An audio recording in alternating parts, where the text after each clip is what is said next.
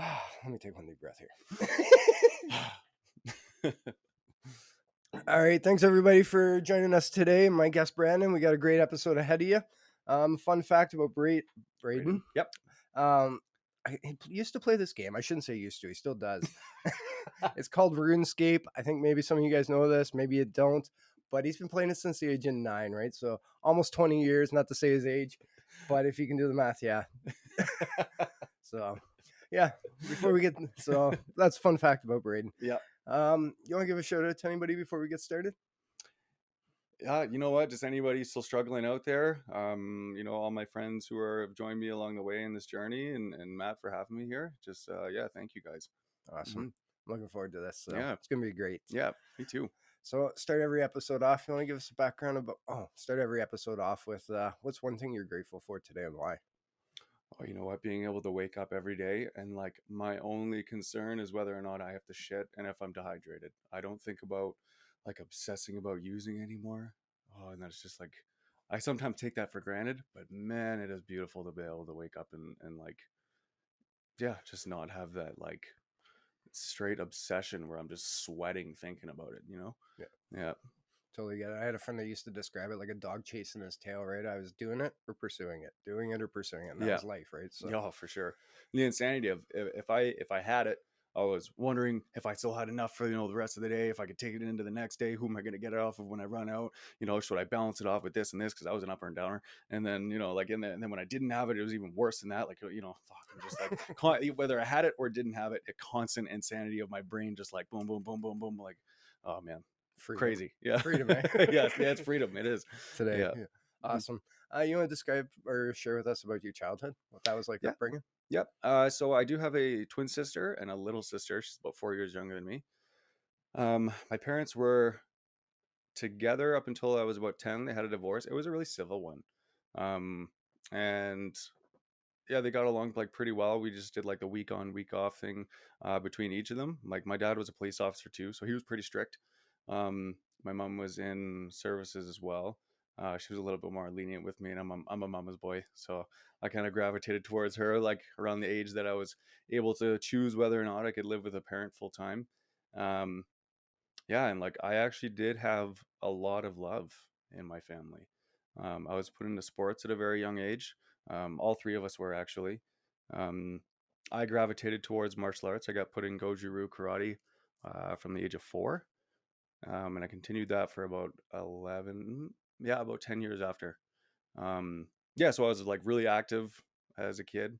Like my whole family, like immediate family, like from my dad's parents, his brother, my mom's brothers, and her mom. We were all like really close. And I just like actually had like a really good childhood, like growing up. And we were always really, really busy in school. I think I struggled definitely being the class clown a little bit, but I did actually get pretty decent grades, and it was only later on, which we'll obviously talk about, that it started to slip, and it was because my priorities were off to the side. Yeah, I get it. yeah, but I had a good childhood. Like a lot of love, a lot of encouragement, a lot of support.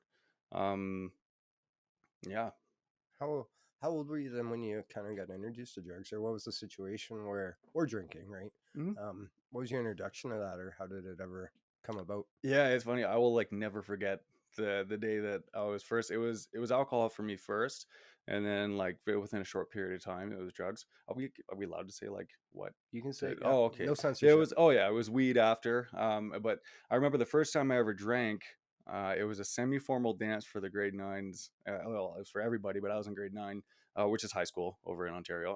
I was born in Ontario, and because like older kids always scared the shit out of me. Like whether it was friends, like siblings, or just people in our schools. Like if it was even just a year older, automatically intimidated. I don't know why. Like I felt like really inferior.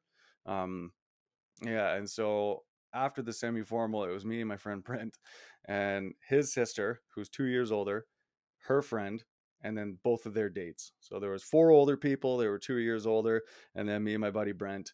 And they poured some vodka in a glass for me. And like I don't think I got like blackout, but man, from me being like usually like a shy person, unless I'm acting out, Mm. but like I found it really, really hard to fit in. Um, but immediately, man, I was just like joking around with him. I actually even pissed the one guy off because I was joking a little bit too hard and going way overboard with, jokes and like, pushing fun at him and yeah, just like trying to make everybody laugh, but it felt really comfortable. And so yeah, I got like relatively fucked up because the next morning I woke up and I went back to my dad's house, who I was saying is a cop. So I like really wanted to hide it. I was like scared shitless No doubt. of whether or not he was gonna find out. So just like walking around my house, like holding my breath, so he wouldn't smell the booze off me or anything. But yeah, and then it was cleaning day, like because it was Sunday morning, and yeah, he made me like clean the whole bathroom, and I was like scrubbing the tub or whatever it was, and then I'd go over to the toilet and puke in the toilet, and then scrub the tub a little more and puke in the toilet. I had to clean out my own puke, which is weird, but yeah. But I just remember thinking like, man, that was fucking awesome. I was like, so I didn't even care of the consequences the next day or getting caught. It was just like so cool to me. Yeah, and I just like I remembered all of the good parts of it, and man, did I hold on to that. That makes sense. Yeah, Yeah, I get it. I get yeah. that. So did you kind of sought out that after, or want to continue doing it like following weeks, or Oh yeah, yeah? yeah, yeah. Right after that, you know what? It wasn't even immediate. I think it was probably it took like a month or two because there was something else I got in trouble for. Getting blackout at a party like a month after, and then I got grounded and whatever. But yeah. Then after that, um, it was like definitely a priority. Like, but it wasn't like during the week. It wasn't like an everyday thing right Mhm. away for me. It was just constantly searching out what party am I going to this weekend? When can I get fucked up again?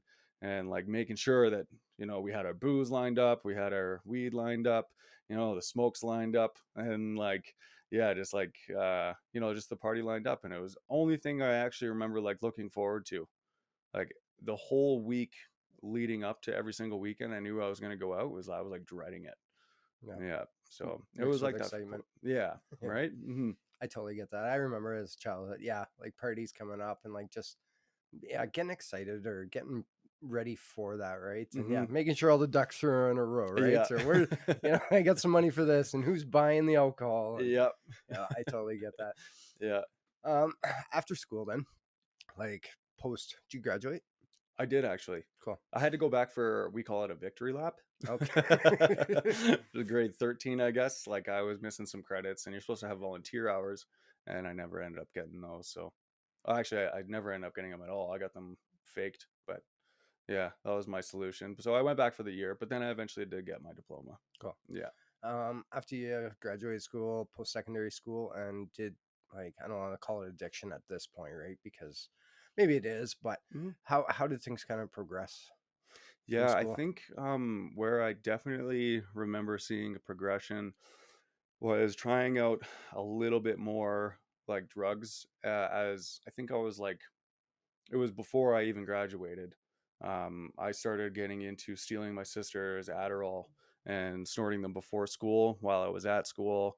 Um, yeah, and like doing it before I had like gym class and or tests and stuff like that. It was like not an everyday thing at first. Then it like became to be, like my parents found out because where's all her medication and I'm Mm. stealing my sister's medication that she needs.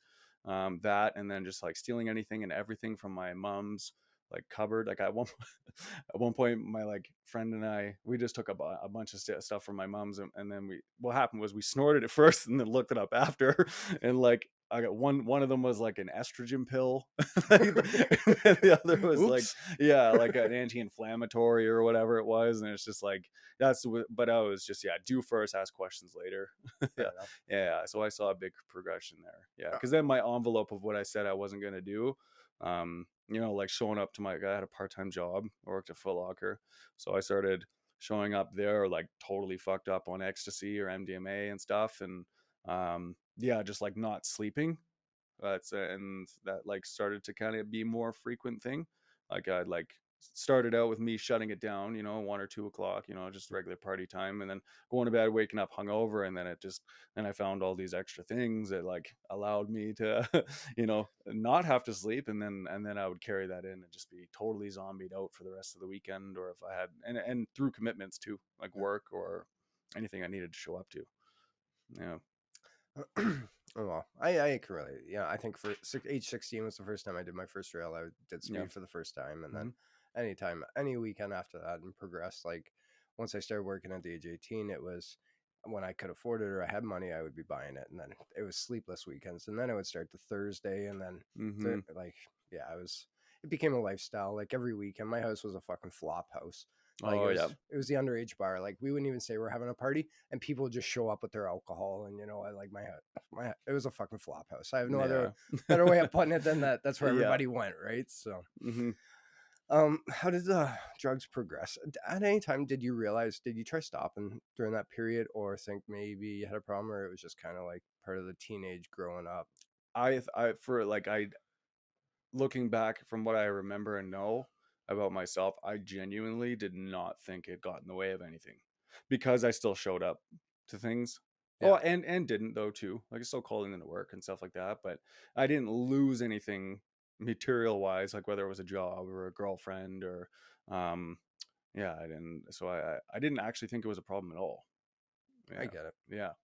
Yeah. Hmm. Well, and when you have this stigma too, that friggin' a drug addict or a drunk is the brown paper bag or Yep. sitting there with a needle in your arm, right? That's kind of the Yep. stigma when Hmm. you're looking younger. That's until I get to that fucking point, you know? Yeah, yeah. So, And I didn't even know what any of those signs were, like I had friends who were, parents were alcoholics, and like it was weird because I'd like look at them like, oh yeah, they're drinking every day, and then it's just like, yeah, but I'm doing like other shit every day. That's just like, and I did it or comparing, yeah. yeah, yeah. It was just weird that like everybody was a little bit more worse off than me. Like I wasn't down to their Yeah. level yet.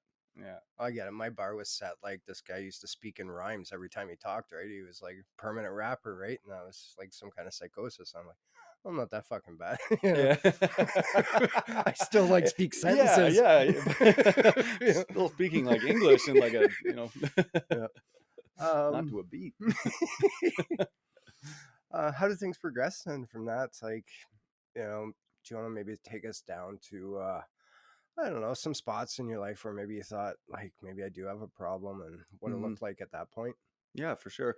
I so I moved here when I was 19, from Ontario, and I came with a buddy, and at that point in the first little while, because I like got a job doing what I do now, and then ended up going up north and working in camp and all that stuff, and I didn't use too much while I was even up there. It was just kind of here and there. But it was when I came home that things got like really, really bad. Um, I think it was when I started really experimenting with cocaine that like and I kept losing jobs. That was like a pretty clear sign to me. Um, and then when I got introduced to, I guess I call them my drugs of choices, or but yeah, that's when it like really started to progress. That was like a 5-year rabbit hole that like when I picked up those two drugs, I didn't put them down. So it started like for me being able to just get fucked up 4 or 5 times a week. It was every day, and that's when I noticed I needed to have it. And then the lifestyle kind of came about that, and I started getting in trouble, and um yeah, I think that's like more so like when it started to go like really downhill for me. If you Yeah. don't mind me asking, like, what was your drug of choice or Yeah, like, it was meth yeah, and fentanyl. okay. And at the time, this is how fucking naive well, I wouldn't even say naive. I was just like totally in denial. Was yeah, like meeting the guy that I was getting it from, calling it speed, and then I did that for like 4 or 5 months. And then at one point he was just like, "Have you ever tried doing it a different way, like smoking it?" And I was like, "No." And he's like, "Yeah, you just put your meth in here." I was like, "You what?" He's like, "Yeah, your meth." And I was like, "I thought this was speed." He's like, "It's the same thing." I was like, It's "Oh." not really, but Yeah, well, different what he was generation. giving me, it was the same thing, but I was just calling it something different. And yeah, I just like didn't want to accept that's what it was. But at that point, I was like, whatever, just pass it over.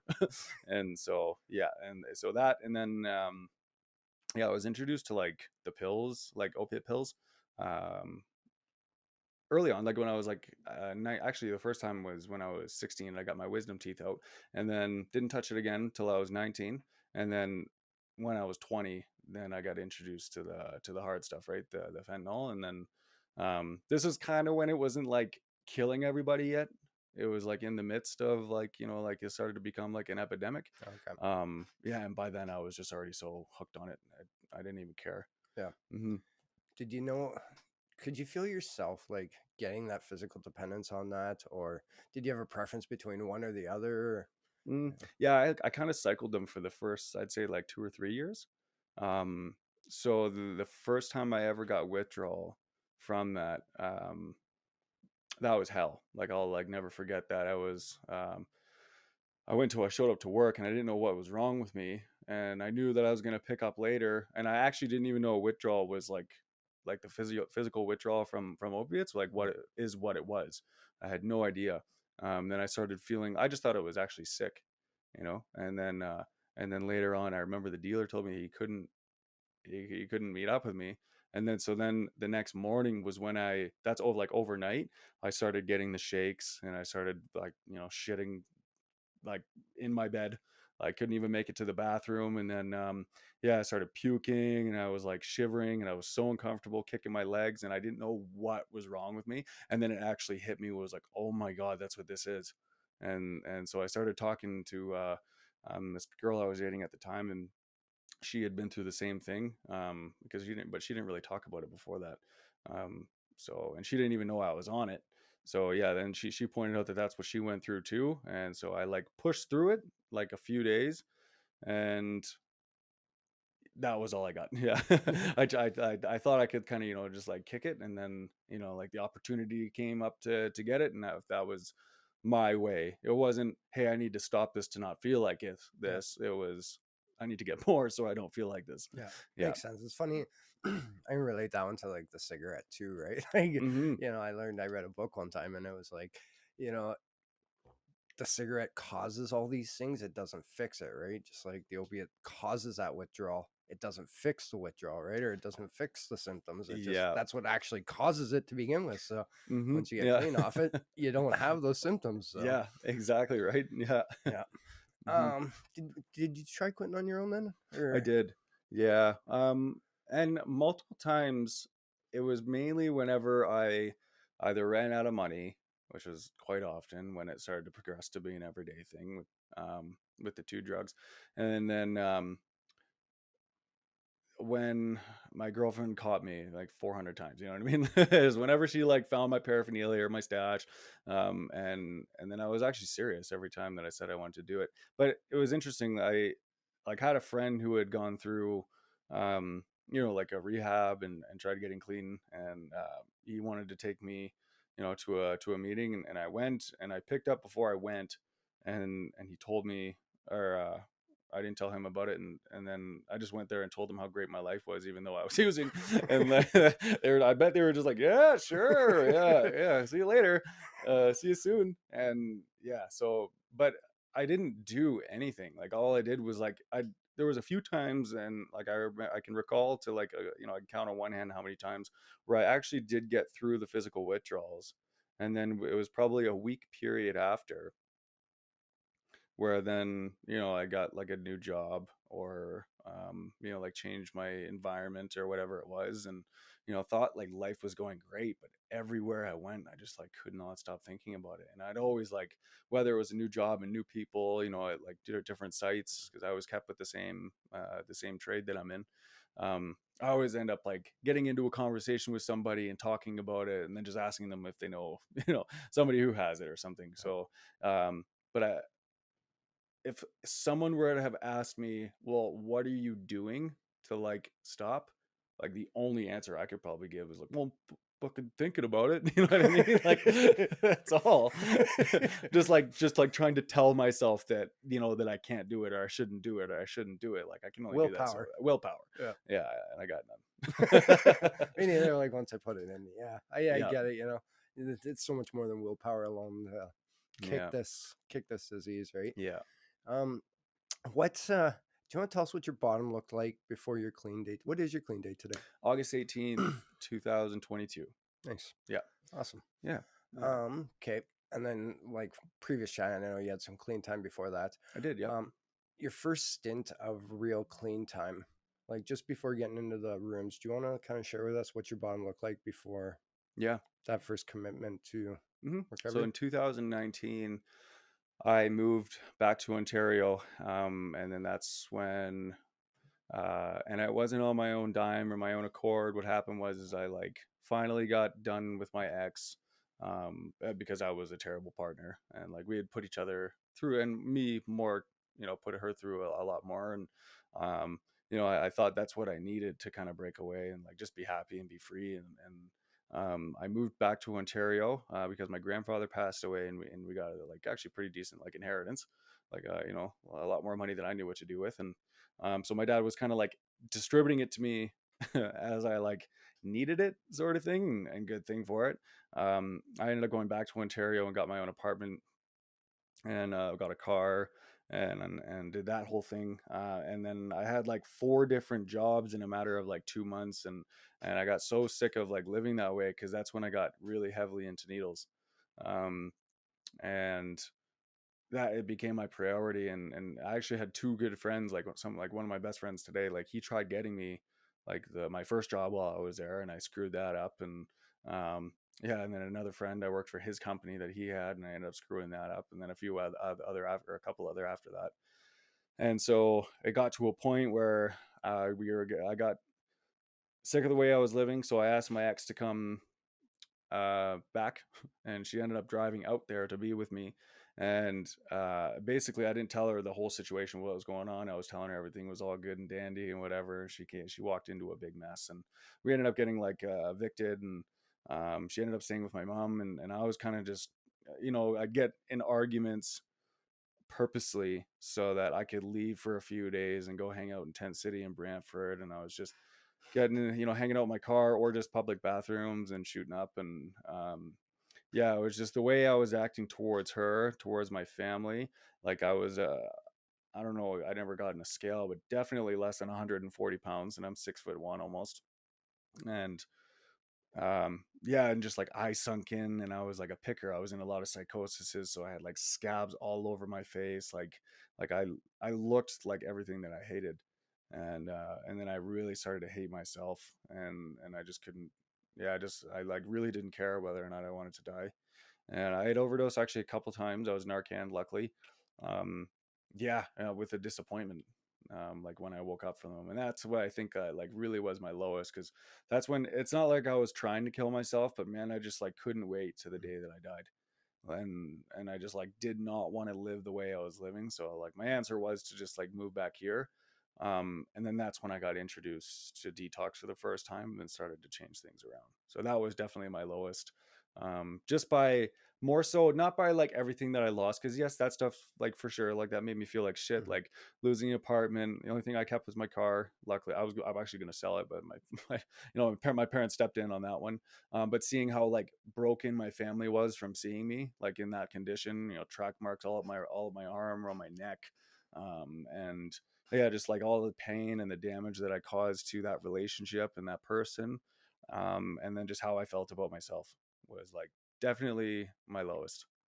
Yeah. So you went, yeah, I hear you. Mm-hmm. You said you went to detox like to get clean then. Mm-hmm. Did you do any post treatment after detox, or how did your journey start to unfold? I guess. Yeah, well, it started. So I went to detox January 3rd, 2020, and that was so I moved back here in end of October, so the beginning of November 2019. Spent a couple months, like again thinking that like moving back here would have been the answer. And so because we moved back in with my ex's dad, um I was right back to the same old thing. They ended up finding like a lot of my paraphernalia and old needles and stuff like that. And yeah, they just gave me an ultimatum, like you're either out on the street or you're going to detox, man. Like, we can't have this shit around here. And it was cold out, so I agreed. Yeah, I was like, all right, I'll go to detox. And she actually used to work at the detox center, so she kind of had an in for me.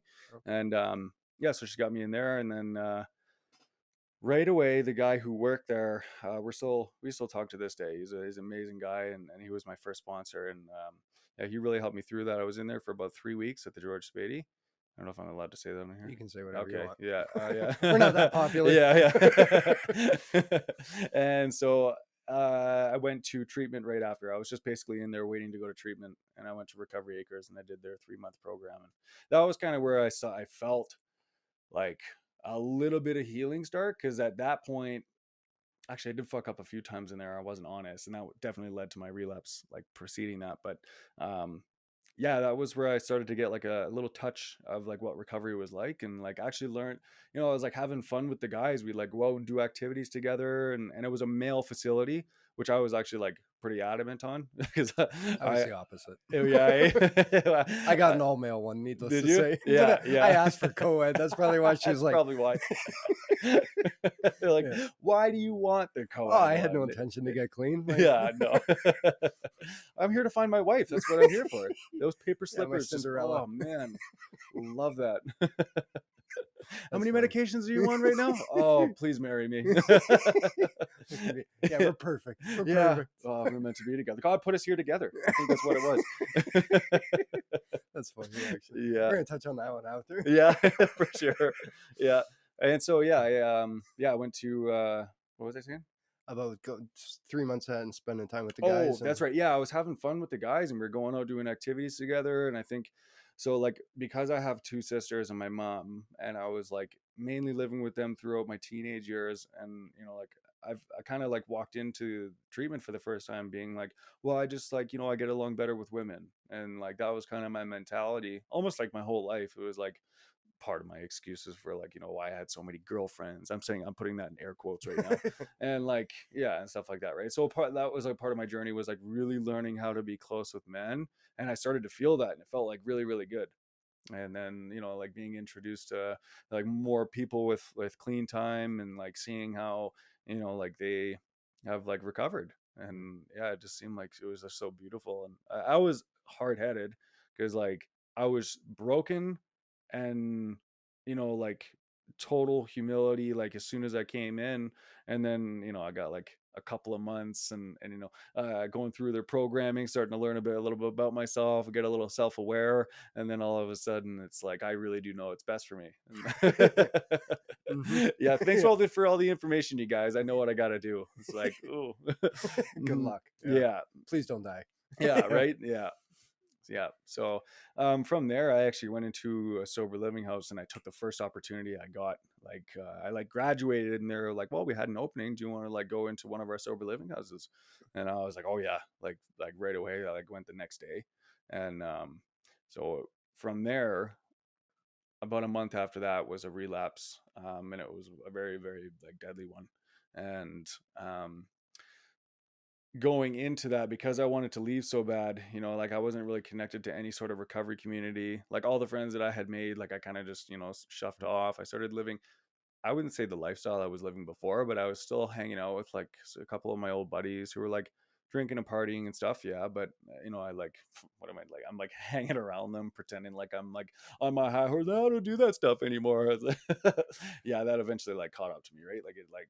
Like I can only see so people have so much fun doing that stuff for so long before I started to think it was a little bit too Yeah. fun for me. Right. And, um, yeah, and then I started sleeping around again, which is something that my sponsor suggested me not to do, just based on what it does to my self esteem, and just trying to change my whole ways, right? And I Yeah. kind of just went back to the same behaviors, and I really do think that because I wasn't connected, and because I was still living a life like that, like there was a lot of guilt, and I think self esteem that was diminishing, that just made me want to go right Oh, back to it. So I just said it was like a one time thing, and actually that one time thing led me into the hospital for 3 weeks on dialysis. So yeah, it crazy. was a pretty deadly relapse. Mhm. Sounds like it. It Yeah. was, yeah, yeah. Like, Hmm. sounds like it. Did Hmm. you after that, did you kind of have like an eye opening and you're like I really gotta fucking take this serious today, or Yeah. came back to the rooms, or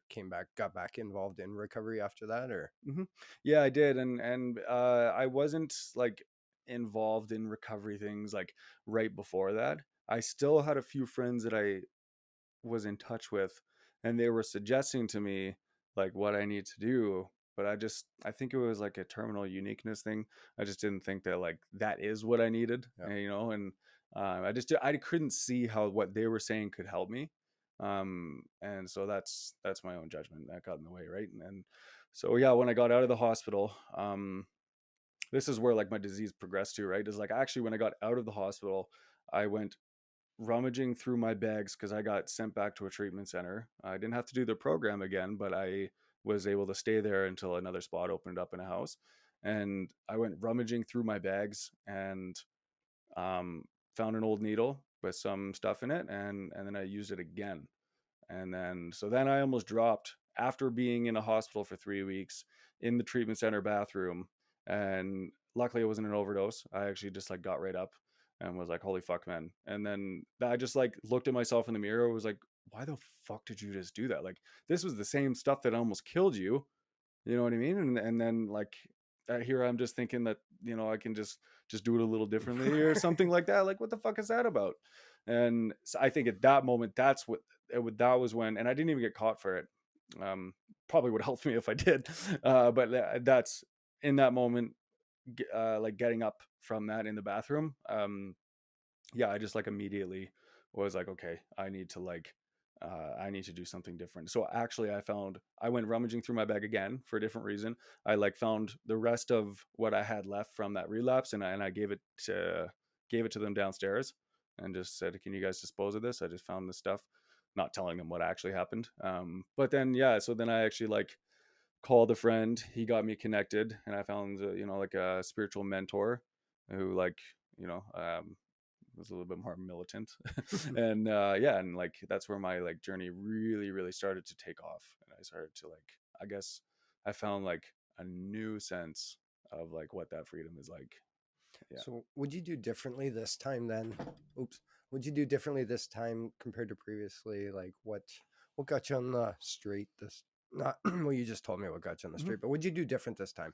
Like from like this time around, not the one that I was just talking about. Yeah, seeing this time around, like Yeah. what's different or what motivates you to stay on this path today? Well, you know what, man, I think what it was is, so after I was just telling you about like getting out of the hospital the one time, I had about 15 months um, before I got sent to the hospital again for a relapse.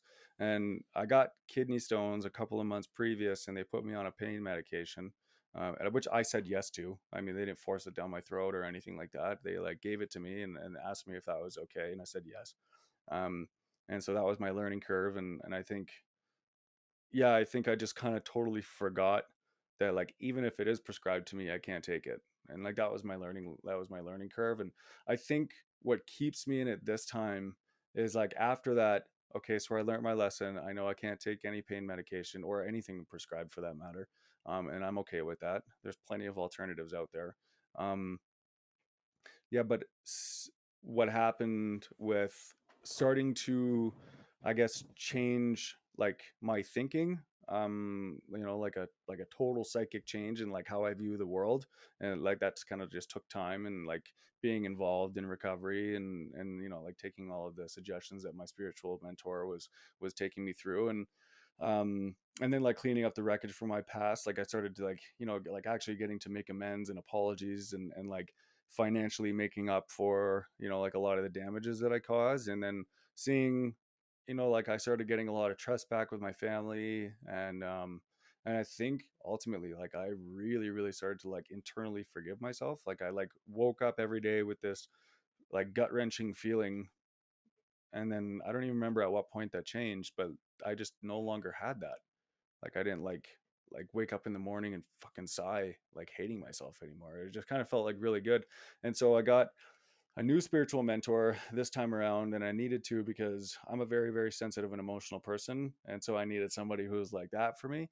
And so like yeah, I think um what I've focused on this time more so is like really getting out of the way and trying to be more helpful. Yeah, because I really got wrapped up in my own shit, even though it was definitely the pain medication that totally set that physical craving again. Yeah. Um, there was some things that I was doing that was very, very selfish anyway, you know, like living my own life and like really making a relationship that I was in. Like that was like my everything. Like all I thought about when I woke up and all I thought about when I went to bed. And so like that was another thing that I knew that I needed to work on and not do. Cause yeah, I can't worship Yeah, a woman. It's I get super dangerous for me. it. I get it. Well, they're Yeah. human too, and they have their own faults and defects, and Hmm. yeah, they're human, right? Hmm. What are some goals you got set for this? What do you that you've three points to this one? What are some goals you got set? What are some goals you accomplished, and what are some you're working towards? There's a few things actually. My sponsor and I talk about that stuff all the time. Um, I guess, like goals within my own, I guess, like recovery life, for sure. I do have somewhere. Like I don't think that there's like an end. I think I just have goals to be a spiritual guide or a spiritual mentor to others, and like really just focus on that. And um, I don't know. I just like the more that I like think about not me, it's just like such a good thing, because like I really do believe that selfishness is my problem. Like I just like have been totally wrapped up in my own self-absorption my whole life.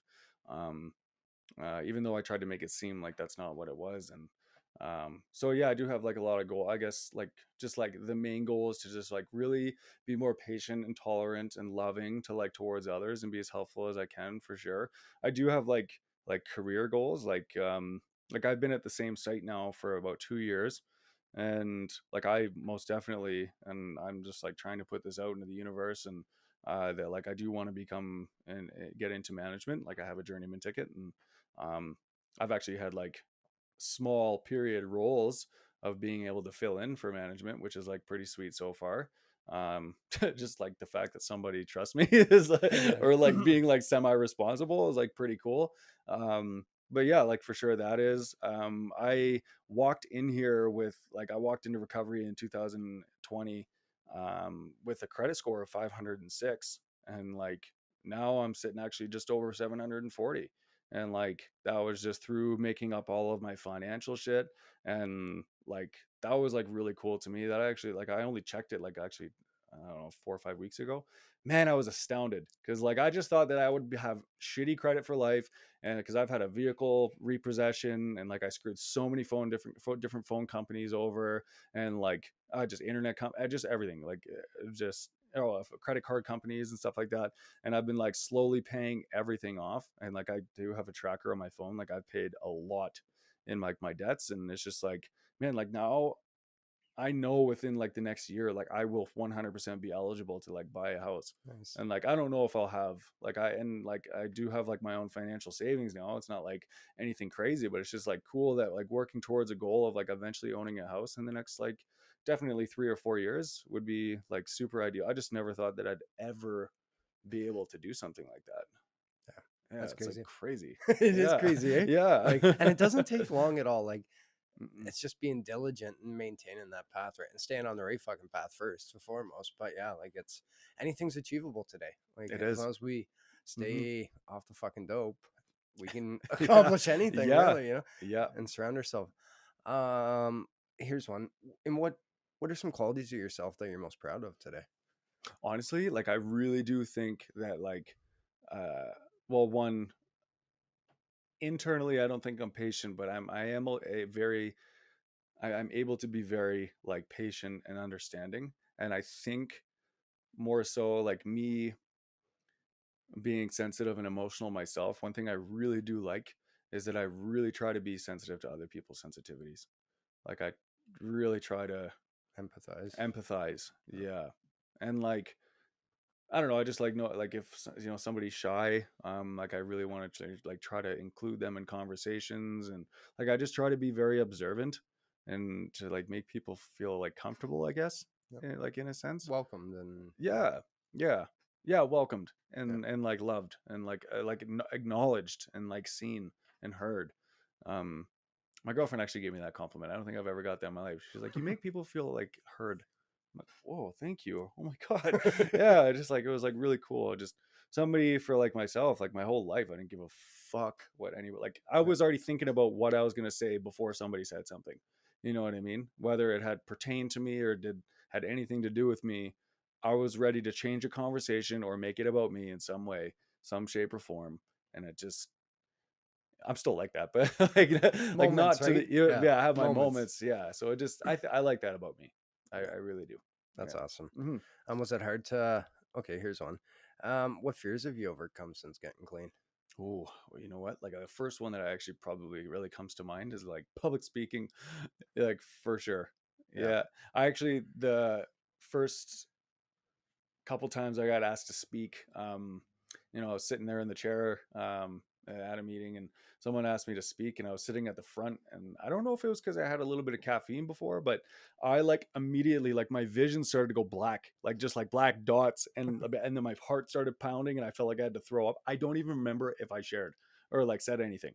All I remember is just like I like blacked out and like had like super anxiety, like, and then it got to the point where I tried even just when I was in like in treatment and rehab. I like asked to share things in a group. Like, oh my god, man, I was like mentally preparing myself the night before.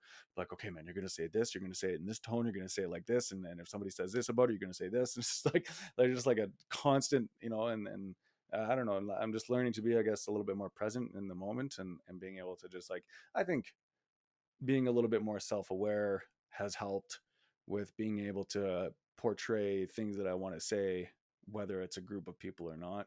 So that was like definitely a fear that's overcome, and I've actually been um, asked to share at a nothing like recovery related. It was just like it was an event at some place I volunteered, and they asked me to share a little bit of like what my story was like. And it was with a bunch of people who were not addicts. Yeah. So, and I had to have a microphone, and there was like 70 people there, and there was Oh a wow, stage. Yeah, it was that like scared the shit out of makeshift. me. Yeah, it scared the shit out of me. I walked up there. I didn't even remember what I was gonna say. Like I like had a few things that I knew I wanted to say, but I kind of just kept it like just totally like let's just go by instinct and Yeah. truth. And it actually went pretty well. Like and that was huge for me because I got such a fear of people judging me and like I don't know, just like not being accepted and like I want to sound smart. I want to sound, like I know what I'm talking about. And like that gets so in the way that I sound like somebody who doesn't know what like they're talking about, or somebody who is scared and a shaky voice and all that kind of stuff. So yeah, Because that was a cool one to overcome.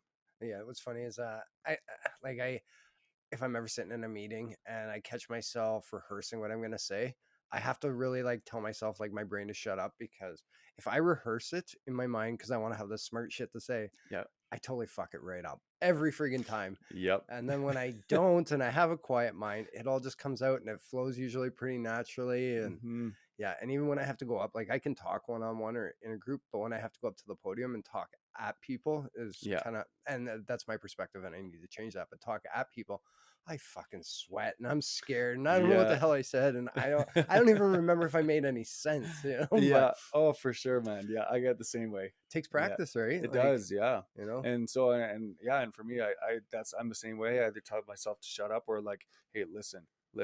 Like I'm like telling myself constantly to listen to the other people Mhm. so that I'm not listening to myself because it's just. So here's a question then for you: what are some tricks to get over your fears, or what are some things you've had to do to try and overcome fears that you've had? um, yeah, honestly, I think it's just like, I don't think the fears go away from me.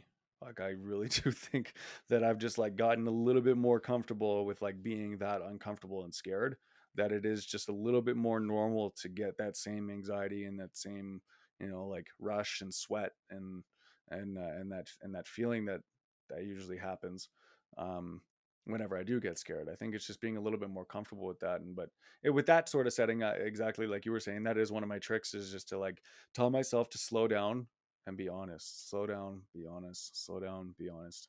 And yeah, and that like usually helps me with that. There was a couple other fears too, like fear of going back to work and like just being of success and like getting my own place even because I had such accountability for a couple of years living transitional housing and all that kind of stuff. No one's there to piss test me when I'm on my own. So there was like definitely some fear surrounding that. And, getting into and out of like relationships and, um, yeah, just like big changes. And I think that the fear of change was just like, I like had to learn to like, and still learning to live my life in such a different way that I was living before that it is scary. Mm. Yeah. I tell people too, like you need to have that willingness to get uncomfortable. Yep. In that uncomfortableness is where the growth happens, right? Like Yeah. you don't grow from being comfortable, you grow from getting uncomfortable. Yeah. Like, Yeah. that's where you learn everything. That's where memories are made, is getting uncomfortable, right? Yep. And new associations too is huge. Like, new in recovery, everything I did clean or sober for the first time was fucking new. I've never done it in my life not fucked up. Yeah. So it was creating new experiences and making new memories and like just willing to get uncomfortable at the end of the day, right? Yeah. So Did you find for yourself like like little things that normal people would have to go do would like that wouldn't freak them out, that made you like kind of like uncomfortable? Like I oh remember yeah. going camping for the first time with a bunch of people who were sober, like freaked me right out. Like and like normal people would be like, why are you freaked out by that? But I don't know. Like I Yeah. have no idea. Like because I was so uncomfortable. Yeah, like did you get that Oh like yeah. sort of stuff? Yeah. I even had a problem with like talking with people in small talk, right? I was telling somebody earlier today and joking about it, like when my kids were little, like 3, 4, 5, I could follow them around at like birthday parties and I didn't actually have to interact with anybody. Yeah. And I was kind of dreading when they got bigger and I'd have to start socializing with people. So I'm like, fuck, I'm just going to keep making babies so I don't have to talk to people, you know? Yeah. Yeah. Oh, I talk right now, but I gotta tend to the little ones. Yeah. Exactly. that was my scapegoat, right? So Yeah. I had to get uncomfortable. Like I struggle with making small talk with people, right? And like Yeah. and I just and this sounds really bad, and I hate to say this on air, but this is my truth. Is like it's not that I don't care, but in a sense, I don't care when I don't know somebody. I don't care to talk about the weather, your day, not your day, but like the weather, small talk, because I'm like, I'm Hmm. never gonna see you again. And I don't know. It's I struggle with it, right? So Yeah. I have Hmm. to make a point, of like reaching out and trying to like get uncomfortable, Yeah. to get better at something. So Yeah. I I see. I struggle. have the. So I went through this like little phase, and I still actually. I don't even call it a phase. I still do it sometimes. Where like because we're taught to talk about everything in recovery. Like I know I was anyway. Like Yep. when you go to Stay to your treatment and head. in the like in the program and stuff, like kind of just being open and honest. And so like sometimes I'll do that at work or like in another social setting that has nothing to do with recovery, and then I'm just like, holy fuck, I just overshared like so much with this like person. I just like held this person hostage, and sometimes I've like made people uncomfortable just being like so open about like my life and like what's going on. They're just like, wow. I'm just like, fuck. Don't judge me. Damn it. Yeah. See I you shared too tomorrow. much. Yeah. Yeah. Yeah. That's funny. Yeah. So That's there's funny. like that fine line. Like I'm not a huge like small talk person either. Like I really do like to have, like I guess like meaningful and Yeah. and hearted, Yeah. conversations with people. And yeah, just I guess that's gotta be the right person who's willing to also do the same Yeah. thing. I'm not talking to you in the grocery store line, right? Like Yeah. Yeah. I have a hard time with that one. Yeah. So here's one for you. I like to actually ask every guest this one is any mentors or role models in your life and what areas in your life? Yeah. Oh, for sure. And you know what? It's funny because a lot of my old like people that I looked up to were people who were like celebrities, and like I didn't know like Joe Rogan, Jordan Peterson, still so great people, but like a lot of people who I look up to um are like in my life because like I get to like physically see like how this is working for them. And yeah, I do. Like one of my best friends, her name's Donna. She's like, I don't know. She's like been a pillar in my life, and I actually wouldn't even be here today if it wasn't for her. But yeah, just like her ability to adapt and overcome, and I think like emotionally, she's like really open, and I like really love that about her, and that's like taught me to be like that in my life, and um, like my spiritual mentor right now, Christian, and he's a wonderful guy too, and like yeah, I just love him to death, and just how he can just like me, sometimes I like stew in my own anger, whether it's at somebody or myself, and like, or I'll just make something up in my own head and get, angry with it, or a certain somebody or whatever. And yeah, just like his ability to just like let things go and just take life as it is like unfathomable unfathomable to me. And it's like it's a beautiful thing. And like I'm trying to adopt a lot of his like characteristics and the way he like, you know, his like his morals and his principles and his values and the way he like just perceives life. And yeah, there's just like something about him that just like, man, does he have something that I want, like mentally and emotionally. And yeah, he's like unapologetically himself. And that's something that I've always struggled with, is that, you know, like a lot of settings in my life, like I want people to like me. So sometimes I change little, you know, how I talk, what I start talking about, you know, in front of certain people, just because I don't want to, you know, I don't want, like, I'm afraid to rock the boat. That's like a defect of mine, right? And I'm slowly learning to like let that go. I think that's going to be a forever process. But like there's a lot of people in my life that I like see that they do it with impunity, like just Hmm. like no difficulty. And so I like that. I have a bunch of other role models too, but I think what comes to mind is like definitely Um, those two people. yeah. Yeah.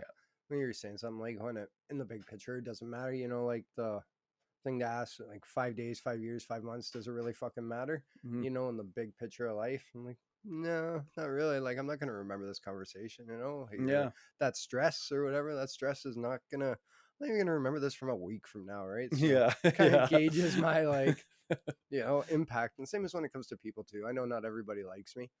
Yeah. Shocking, Yeah. but you know, like I kind of gauge like what bearing do they have on my life, what on my day-to-day life. I only have a core certain people in my life, right? Like, Yeah. you know. And another quote, oh, yeah, I'll ask you this one, and I it just popped into my head is and then I just lost it. Damn, I do that all the time.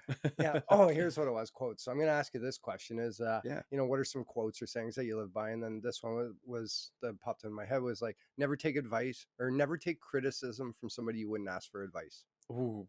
Yeah. Oh, I love that. Yeah. Never. I have heard that recently too, and I remember that. Yeah, yeah, it's just like, oh, I love that one. Yeah, that one just popped in my head. So now your turn. Any quotes, any little sayings you live life by or stuff like that? Yeah, you know what's funny is I'm probably gonna blank on it. Yeah, there's just like not many, I guess, like quotes, I guess, that I could live by. I really love that one. How did you just say that? Never, never accept. Accept isn't the right word. I didn't just use that one. Mhm. Never accept criticism from somebody you wouldn't ask for advice. Ooh, yeah, Yeah. I like that. Yeah, another one I picked up in one of my mentors. Oh, like I heard, got this one. Fear is the edge of your comfort zone, and on the other side of that is growth.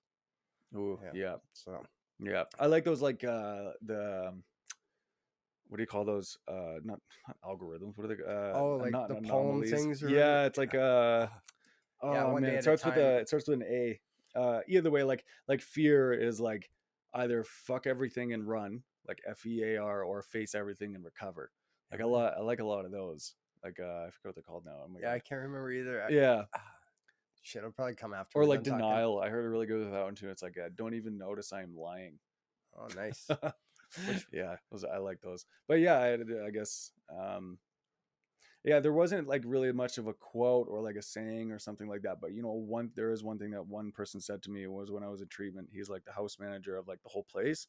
Um, yeah, I was like leaving there, and like I still see him all the time and stuff. But he just like we had a good conversation about like, you know, like my plans in recovery, and he's just like, you know what, Brayden, man, like you are a beautiful person, and I just want you to be consistent in every area of your life. And like I don't know what it was about, like something so simple, not profound, nothing crazy, but I was just like, man, I really do need to do that, like be consistent in every area of my life, like not, and like personality wise, I mean, like I just don't want to like change for other people, or you know, like I want to be the same person I am by myself, or like, you know, like with people I'm comfortable with around everybody. yeah, authentic, I guess. Yeah, yeah, yeah, and unapologetically like that, Yeah, like just like, yeah, yeah, yeah, that's so awesome. cool. Hmm. Yeah, that's a great place to be. You know, Hmm. and you know, I believe you can tell anybody anything. It just depends how you tell them, and except then not everybody's gonna fucking like me. You know, Yeah, that's yeah, okay. yeah, What bearing does it have on my life, yeah. right? You know. Yeah. Got a few more questions here for you. Hmm. Um, how do you deal with triggers today, or how do you get? Do you have any triggers? Well, have any triggers, or how did you deal with triggers?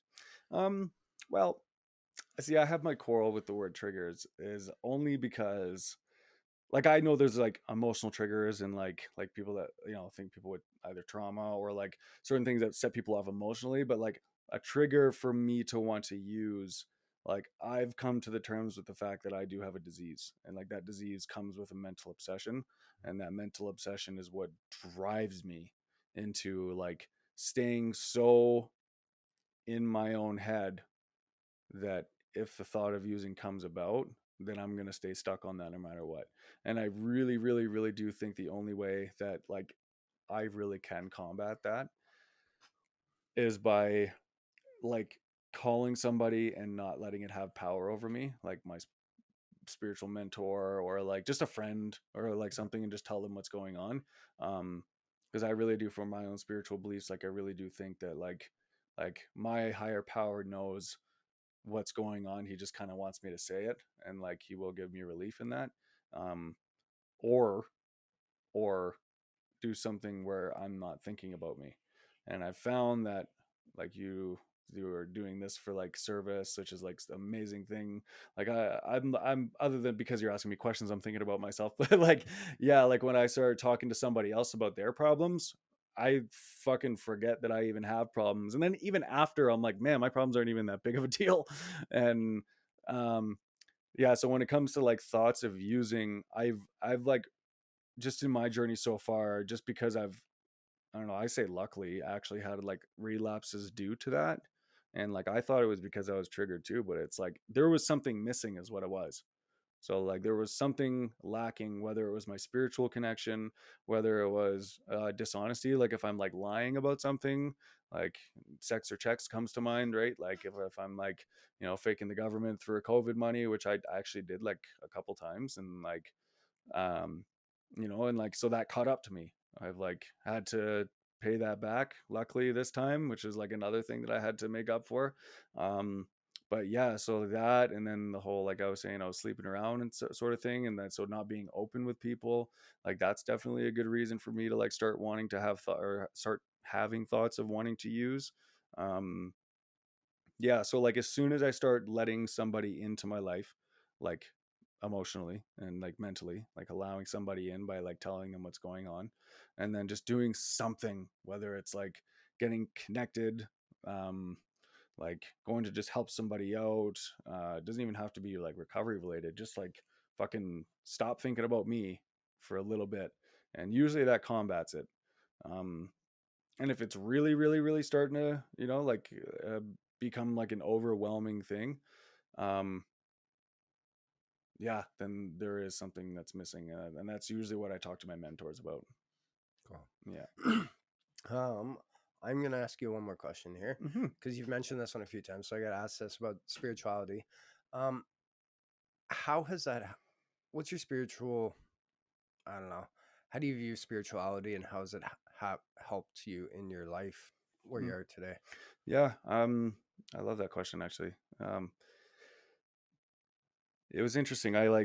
Um, I thought I did have spiritual beliefs before because, like, from a scientific level, I kind of thought that, like we're all stardust. There is energy that kind of connects us, and I didn't have any doubts about that even before I got into recovery. Like there's a lot of phenomenons that kind of happen, like, and have happened in my life where it's like, why am I thinking about a certain person, and like, and then all of a sudden they pop up into my life, or like, someone's brought into my life for like a certain reason, and then they end up like either helping me out or me helping them out, or just like like a genuine like sort of connection. And I knew I had beliefs that like that was true.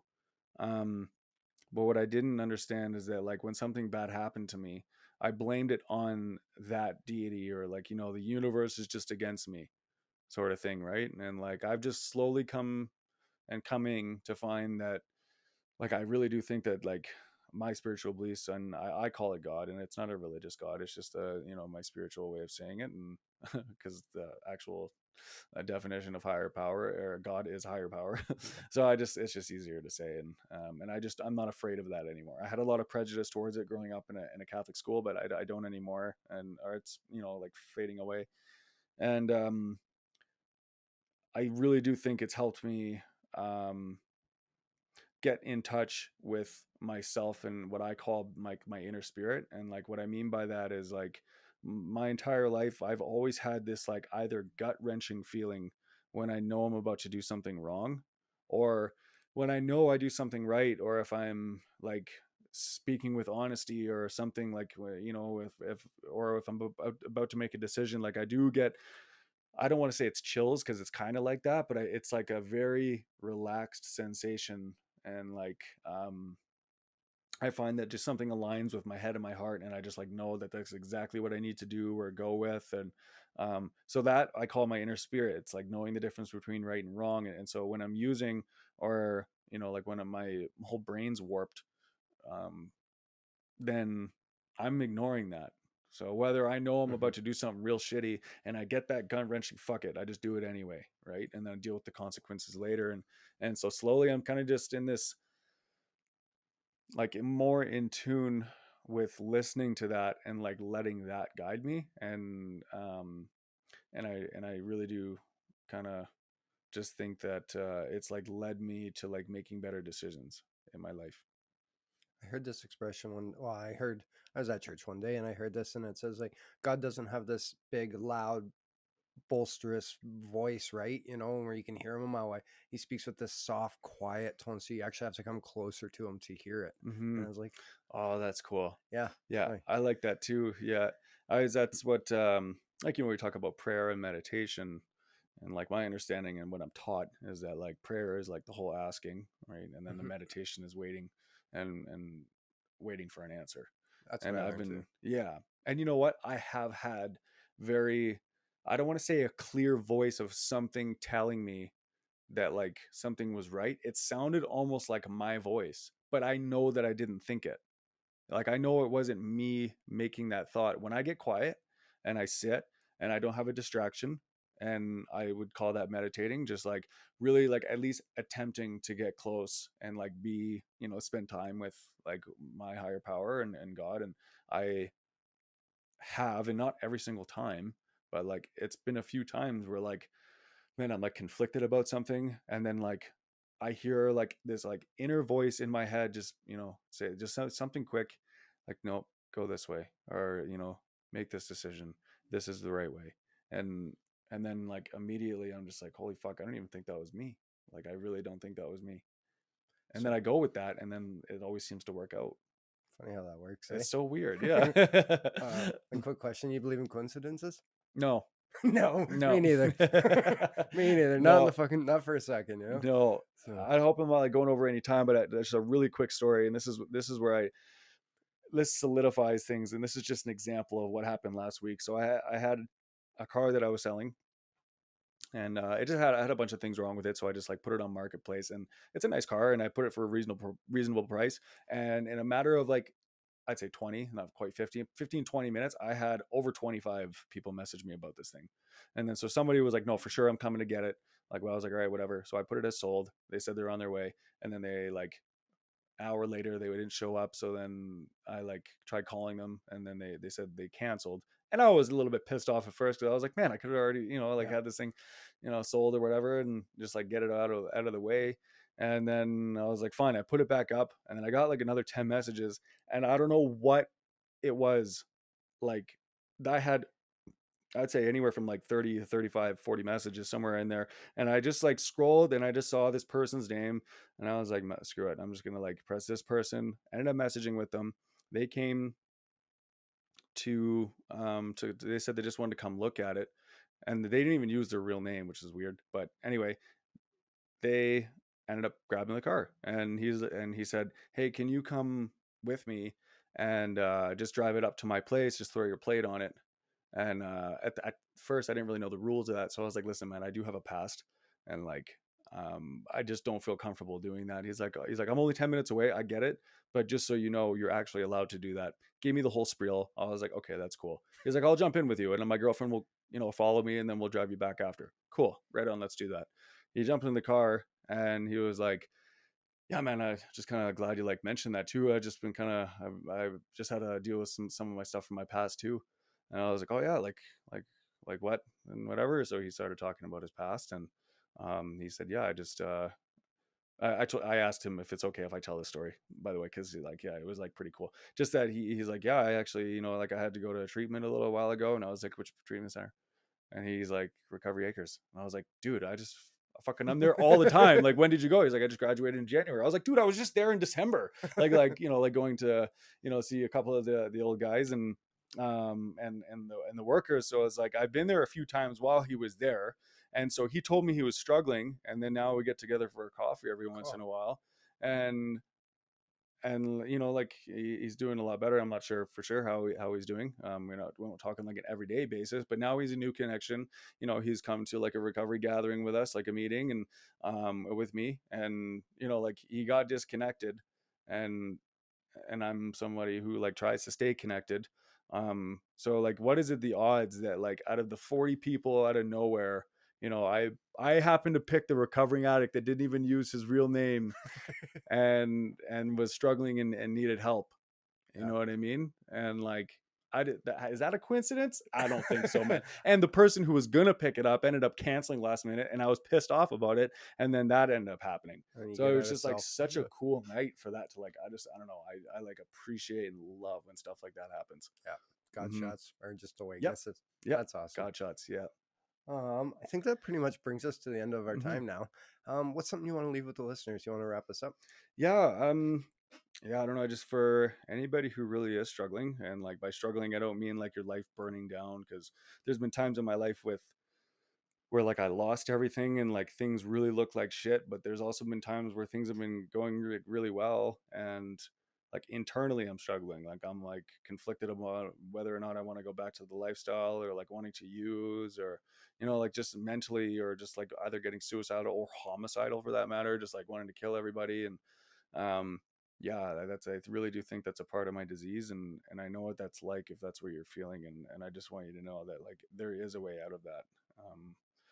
And it's not my opinion. This is something that has gone around for a very, very long time, and getting connected to, like a recovery network, or there's plenty of resources out there, and like you are loved, and like everybody I know that I'm connected to right now, including myself, like wants to see you succeed. So it is possible, for sure. It's 100% possible. Yeah, true. Awesome. Well, let me say thank you for taking the time to share your truth with us, Brayden. Yeah. Really appreciate it. I love the conversation we just had. So it was great. Yeah. And for everybody out there listening, I just want to say thank you for sharing your time with us too. And I'll leave you the same way I leave you every episode, and that's make lots of memories, take lots of pics, and show the world your smile. Right Cheers. on. Thanks, Matt. Thanks for having me. Thanks.